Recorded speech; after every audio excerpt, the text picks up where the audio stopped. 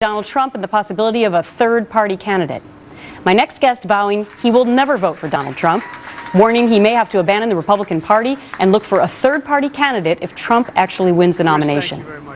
Meantime, Trump predicting he'll unite the party after winning major victories last night. I think we're going to be more inclusive. I think we're going to be more unified. And I think we're going to be a much bigger party. And I think we're going to win in November. The Republican Party has become more dynamic. It's become more diverse. We're taking from the Democrats. We're taking from the independents. We have a lot more people. We have a lot more people. Nebraska Senator Ben Sasse is the one who says he will never support him and may, in fact, support a third-party candidate. Senator, it's great to have you back on The Real Story. I have to tell you, though, last night it appeared that Donald Trump was much more low-key.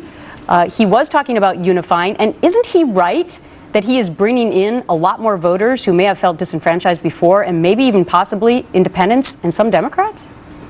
Well, you know, I've never been a politician before. I live in Nebraska. I have 3 little kids, and we commute to D.C. So my community is folks in my church and grocery store and neighborhood in Nebraska. And I think one of the things the national polling misses is how many grassroots Americans just look at Donald Trump and they say, wait a minute.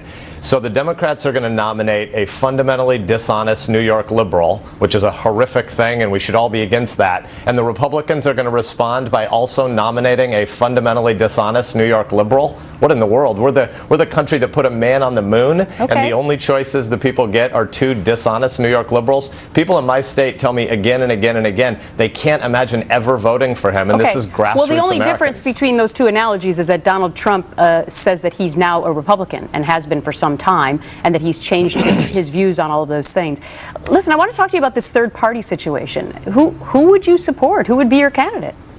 Well, so I don't know that yet, but I know this. The analog for this moment looks a lot like 1860 to me, where there ended up being 4 people running for president, and it seemed like the end of the world at first, that the Whig Party was falling apart, and we ended up getting Abraham Lincoln out of it. So I think we're still over 8 months away from a national election, and my guess is if the only choice that voters are given are 2 dishonest New York liberals, Americans want better, they deserve better, and I suspect that they'll ultimately get more choices. That's all I'm saying. The interesting thing might be that New York Mayor formerly Mike Bloomberg might actually get in. Then you'd have 3 New Yorkers, and I'm not going to add any other labels onto him. Real quickly, Ed Rollins worked on the Reagan campaign, very well-known GOP pundit, didn't believe Donald Trump would ever even run for president. But now he writes an interesting column today saying that Republicans need to get behind him if, in fact, he is the nominee.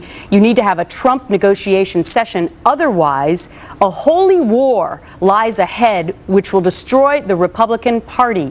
I think he's talking to you, Senator. How would you respond?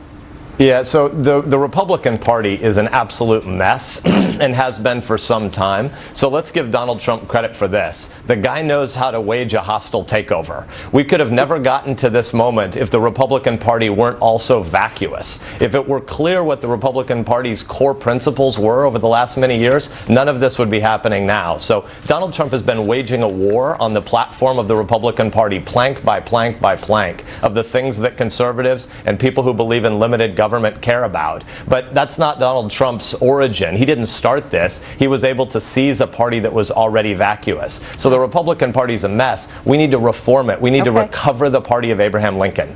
All right, Senator Ben Sasse, we will see how this plays out. Thank you, sir. Thanks. America's top board